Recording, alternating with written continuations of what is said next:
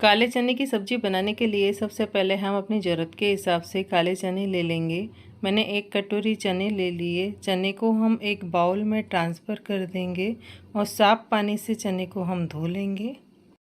सारे चने मैंने साफ़ पानी से धो लिए। अब वापस से चने में हम पानी डाल देंगे और चुटकी भर बेकिंग सोडा डाल के ओवरनाइट के लिए हम चने को गला के रख देंगे।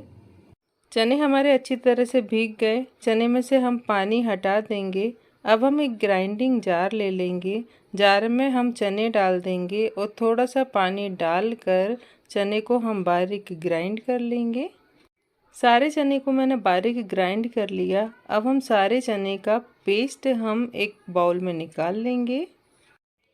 चने के पेस्ट में हम अपनी ज़रूरत के हिसाब से बेसन डाल देंगे। मैंने आधी कटोरी बेसन डाल दिया। बेसन को हम मिश्रण में अच्छी तरह से मिक्स कर देंगे और 10 मिनट के लिए हम गलने के लिए रख देंगे, जिससे बेसन अच्छी तरह से फूल जाए।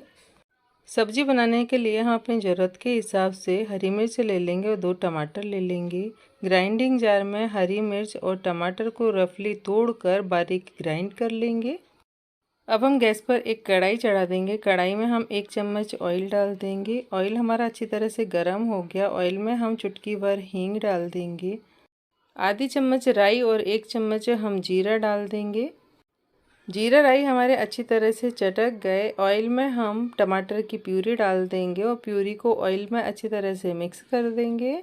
प्यूरी में हम आधी चम्मच हल्दी पाउडर डाल देंगे, 2 चम्मच धनिया पाउडर डाल देंगे और स्वाद अनुसार 1 से 1.5 चम्मच हम लाल मिर्च पाउडर डाल देंगे। स्वाद अनुसार हम 1 चम्मच नमक डाल देंगे। सारे मसाले को हम प्यूरी में अच्छी तरह से मिक्स कर देंगे। प्यूरी में हम थोड़ी सी कसूरी मेथी को हाथ से क्रश करके डाल देंगे। प्यूरी में हम आधी कटोरी ताज़ी मलाई डाल देंगे। मलाई को हम टमाटर की प्यूरी में अच्छी तरह से मिक्स कर देंगे और प्यूरी को हम अच्छी तरह से पका लेंगे। प्यूरी में हम थोड़ी सी अदरक को कद्दूकस करके डाल देंगे। प्यूरी ने अच्छी तरह से ऑयल छोड़ दिया। अब हम प्यूरी में अपनी ज़रूरत के हिसाब से पानी डाल देंगे। मैं 1 गिलास पानी डाल रही हूँ। पानी डालने के बाद हम प्यूरी को अच्छी तरह से पकने देंगे और लिड से कवर कर देंगे। इधर हमारा चने वाला मिश्रण भी अच्छी तरह से फूल गया। मिश्रण में हम 1 चम्मच जीरा डाल देंगे, 1 से 1.5 चम्मच लाल मिर्च पाउडर डाल देंगे। आपने टेस्ट अकॉर्डिंग कम या ज़्यादा डाल दें। स्वाद अनुसार नमक डाल देंगे। मिश्रण में हम 1 चम्मच पिसी हुई सौंफ डाल देंगे और थोड़ी सी हम अजवाइन डाल देंगे। सारे मसाले को हम अच्छी तरह से फेंटते हुए मिक्स कर देंगे। मिश्रण में हम चुटकी भर बेकिंग सोडा डाल देंगे और हाथ से हम मिश्रण को अच्छी तरह से फेंट देंगे, जिससे मिश्रण हमारा अच्छा फ्लैपी हो जाए। अब हम गैस पर एक कढ़ाई चढ़ा देंगे। ऑयल हमारा अच्छी तरह से गर्म हो गया। ऑयल में हम छोटी छोटी सी पकौड़ियाँ बना लेंगे।